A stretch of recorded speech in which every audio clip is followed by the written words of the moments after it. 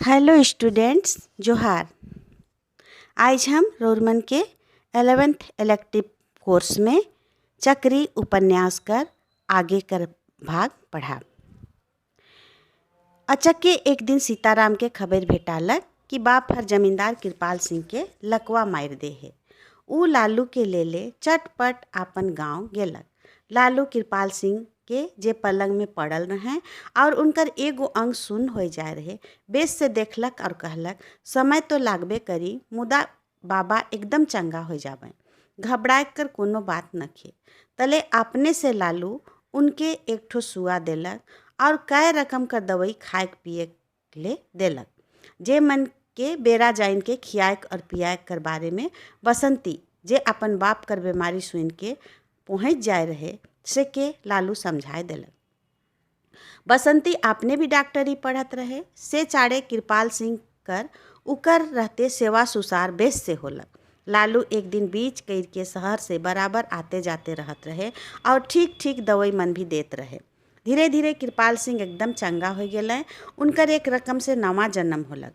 अब वो समझ गए कि जन्म से केहू छोट और बड़ नहीं होवेला, कर्म से आदमी छोट और बड़ होवे ना। इकर चाड़े कर्म के आदमी के समझे चाहिए, जिंदगी में उकरे महात्म है। ज्ञान के सोब अर्जक काम करे ना, जन्म से केहू इकर थाती नहीं राखल रहेला।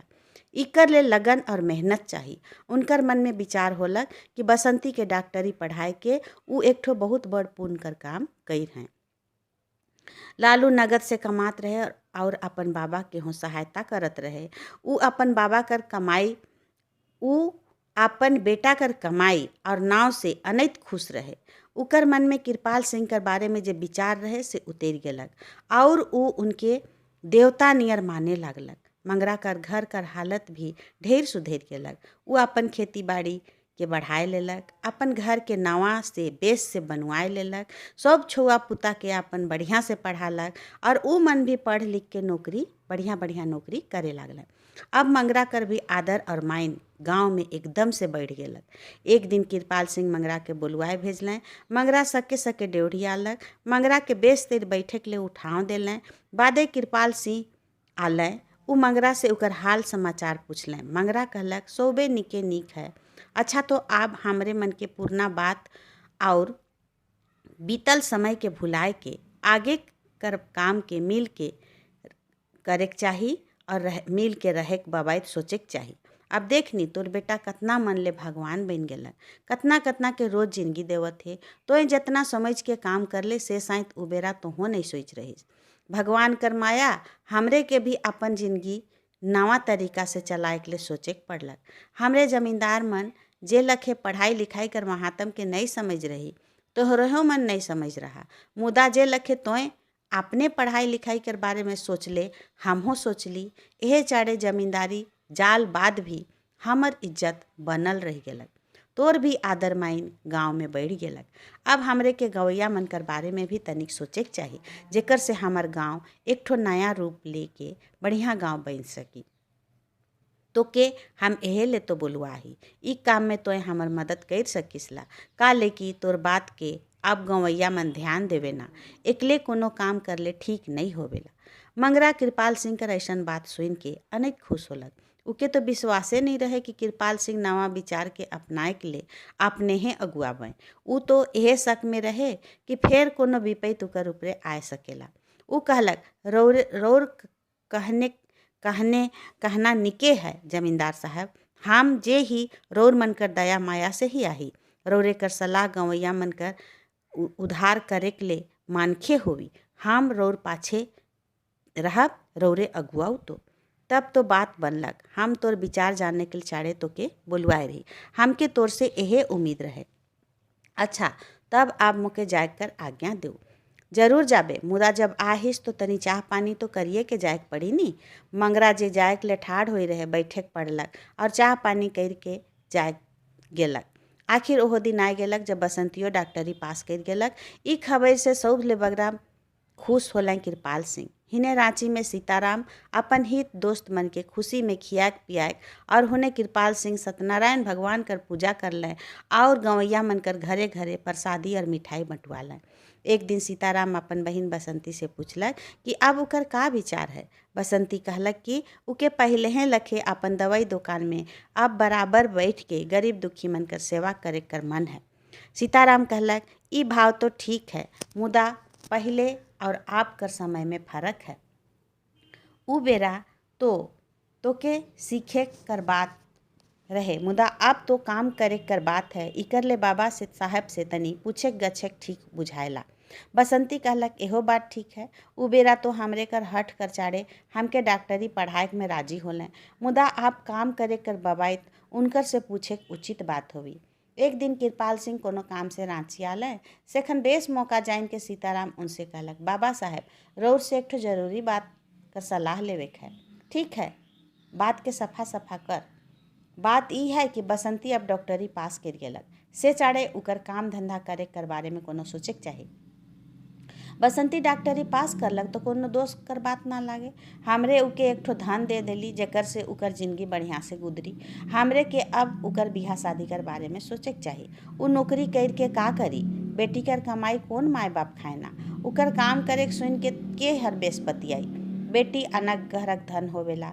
इकर चाड़े हमरे के अब यह सोचे है कि बढ़िया घर बर देख के बसंती कर बियाह कर देवे है। रउर बात तो एको आना कर गलती न के, भला हमरे बसंती कर कमाई के खाए कर बारे में का नियर सोच सकीला। बात असल में ई है कि हमरे के उकर बिहा शादी कर बबाइत सोचे है, मुदा जेखन तक ई बात नखे होल से बेरा तक उ घर में बैठ के का करी। जब उके इतना पढ़ाली लिखाली तो तब जे उकर गुण सीखलक उके अंधरा चुका में बंद कर के रख देवे हमरे ले कितना बुझ कर बात होवी। आखिर बसंती ले उकरे जोग कर बर भी खोजे है जे बसंती कर काम करत जाइन के जरूर खुश होवी। ई तो ठीक है बात है, मुदा एक धाव कोनो नौकरी में जाल बाद उके छोड़े और छोड़ाए दिकदारिये कर बात होवेला। का जानी अगर जे खोजल बर उकर काम करे के पसंद नहीं करलक होले तो बनल बनाल काम बिगड़ जाई। हमर विचार करे से नौकरी करे कर नखे, हमर आपन दवाई दुकान है है। अगर उकर में वो काम करता खल बेकार नहीं होता। इकर से जनी बेमरिया मन के भी जे मौका बेमौका जनी डॉक्टरीन कर सुविस्ता भेटात रहे से बराबर मिलते रही। और अगर जे कोनो बेरा के काम छोड़े का जरूरतो होलक हले केकरो से पूछे के नखे। ई बात तो निके सोई छिस, मुदा पहले तो मौका बेमौका हुआ जात रहे, इकर से कोनो खास बड़ बात नहीं रहे। अब वो हुए बैठी ई उतना हमके ठीक नहीं बुझाएला, जबकि लालू हुए बैठा थे। दुयो जन के एकदम छूटा छोड़ देवे हमार विचार से ठीक नहीं बुझाएला। आग और पोरा एके ठाव में रहले से आग लागे में का देरी लग सकेला। रउर बात ठीक है, मुदा बेगर कारण केकरो के शंका करे बेस बात ना लागे। और तो और बसंती कोनो दूध पियत छुआ तो ना लगे। अब वो बालिग हो जा है और अपने वो समझदार है। ई चाड़े हमरे के खास करके बसंती के ऊपरे भरोसा करे के चाहिए। उ अपन गुण से दुखी मन कर सेवा करे करी, इकर से रोर के तो पुण्य नहीं होवी। इतना दिन लालू हमरे साथे जुन रहे, मुदा केकर से एखन तक का सुई नहीं। अच्छा तब बाबू, अगर जे तोर इतना विश्वास उकर ऊपरे है तो मन है तो तोरे भार होलक, आगे तोहे जान। आप सहयोग फार्मेसी में बसंती कर बैठे और जनी बेमरिया मन के देखे कर बेस तेर इंतजाम हो गेलक। इकर से सहयोग फार्मेसी कर बढ़ोतरी दिन रात होवे लागलक। सीताराम, बसंती और लालू विचार कर लें कि सहयोग फार्मेसी के बढ़ाए के चाहिए। ई रकम उमन बेमरिया मन के रहे के लिए भी ठाव कर इंतजाम करे के बारे सोचे लागलें। ई बात सीताराम अपन बाप ठीना कही भेजवालक। उ ई विचार में अपन मन दिलें और जे बहन परी से सहयोग देवे के लिए तैयार हो गेलें। आप का रहे सहयोग फार्मेसी से सटल एक ठो खाली घर रहे से के किराया में लेवल गेलक। उ घर में रोगी मन के राखे कर बेस देर इंतजाम करल गेलक।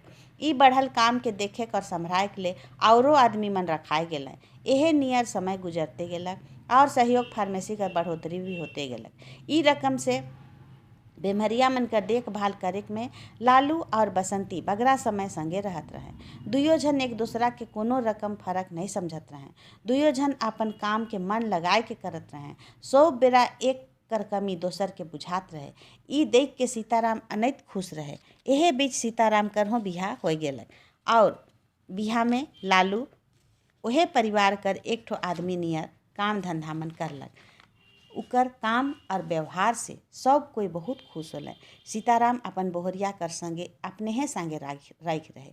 अब बसंती के बेमरिया मन कर इलाज और सेवा करे के बाद जे समय बाँचत रहे उके हंसी खुशी में बिताए के लिए अपन भौजी कर संग भेटाए गेलक।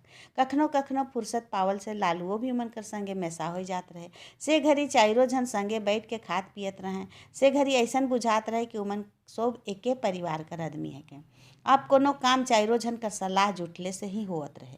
ढेर संगे काम करे चाड़े लालू और बसंती एक दूसरा के ढेर नजदीक हो गए।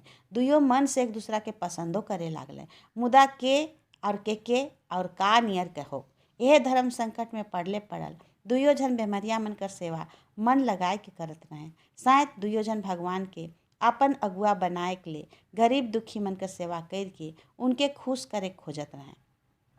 आखिर भगवान भी दुई दिल कर बात सुन लेना। संगे रहे चाड़े बसंती कर भौजी अपन ननद और लालू कर मन कर बात के समझत रहे। उकर मन में यह इच्छा रहे कि कोनो लखे बसंती और लालू एक दूसरा कर जीवन संगी बन जाओ। मुदा ई बात के कैसे और केकर से बढ़ाल जाई उके नहीं बुझात रहे।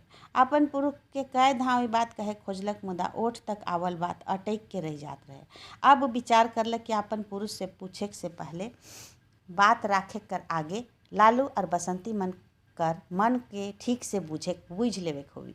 यह चाड़े एक दिन लालू और अपन पुरुष कोनो काम से बाहर जाए रहे। से बेरा बसंती घरे रहे। उके पूछलक का ननद रानी खाली बेमहरिया मन कर इलाज और दवाई करबे कि अपन बटे भी ध्यान देबे। बसंती बात सुन के तनी चौंकलक मुदा भौजी ठीना सब बात के खुलासा कहे में अपन भलाई समझलक। इतने में ओकर भौजी कहलक कि हमर ननद के एकले देख के अपन नंदोसी के हो देखे कर मन करलक। मुदा हमर ननद तो न जाने कौन दुनिया में अपन राजा कर ध्यान में मगन रहे ना। अपन भौजी कर मनक बात के ख्यालो नहीं करे ना। नहीं भौजी ऐसन कोनो बात न खे रौर से कोनो बात के ढांपे है। मुदा अपन मन कर पसंद शायद दूसर के पसंद ना लागो से चाड़े चुपे मटियाए ठीक रहेला समझ ली। भौजी साहब कर मन में गुदगुदी लागे लागलक। उनका ननद खुलत हैं। ई चाड़े उ कहलक तब ननद रानी जल्दी से बताओ हमर नंदोसी बने कर भाई केकर है। देखी हमर बुझल ठीक होवेला कि नहीं। इसन बात सुन के बसंती कहलक दाय तब भौजी रौरे हैं बताओ रौर नंदोसी के बने के चाहिए। जब रौरे अपन मन में केखो हमर ले सोचिए ले ही हल हमके अगाड़ी रौरे हैं कर मुँह से ही बात सुने कर इच्छा है। ननद रानी अगर जे हम ठीक सोच होब हले का लालू हमर नंदोसी बने के योग्य न खाए। हम तो अचरज में पड़ गेली कि दोसर का हृदय कर बात सुपटे रौरे कहा लखे जाइन गेली। हम तो डरात रही कि कहो रौर विचार दोसर के उके कर ले तो नखे हमर जिंदगी ऐसे में अकारत हो जातक। हम तो लालू के मन से जुन पसंद कही रही मुदा दादा और बाबा का जानी राजी होबई कि नहीं कही के मटिया ले आई। हम अपने से कैसे और के कहब। अब तो रौरे कर भरोसा है। अब रौरे के बगरा फिकिर करे कर बात न के ननद रानी आगे कर काम हमर ऊपरे विश्वास करके छोड़ दो। यह रकम एक दिन एकला पाई के लालू कर मन कर बात भी सीताराम बोहरिया जान गेला कि ऊ भी बसंती के पसंद करेला। उके एक ठो डर रहे कि कृपाल सिंह पूर्णा ख्याल कर आदमी है से ले ऊ राजी होबे कि नहीं। अगर जे ऊ राजी नहीं होबे हल ई बात खुलल से उकर ऊपरे विपत्तिये जो आए पड़ी। अब सीताराम बोहरिया के विश्वास हो गेला कि ई बात के ऊ अपन पुरुष जगन उठाए जा सकेला। इकर में कोनो डर चाहे भय कर बात न खे काले कि ऊ भी पढ़ल लिखल हैं। यह नहीं ऊ बसंती और लालू दुइयों के प्यार करे ना और इक्के नज़र से देखे ना। एक दिन बेसे दाव पाए के सीताराम से उकर बोहरिया हर कहला बसंती और लालू एक दूसरा के पसंद कर हैं। ई चाड़े ई जग में हमरे के भी अपन धर्म के करे के चाहिए। सीताराम ये बात के सुन के अनेक खुश होलें काले की ढेर अगाड़ी उनकर देखल सपना अब पूरा हो जाते जैसन बुझालक। आप खाली बाबा के समझाए खाए और ओहो मानबे सीताराम के भरोस रहे।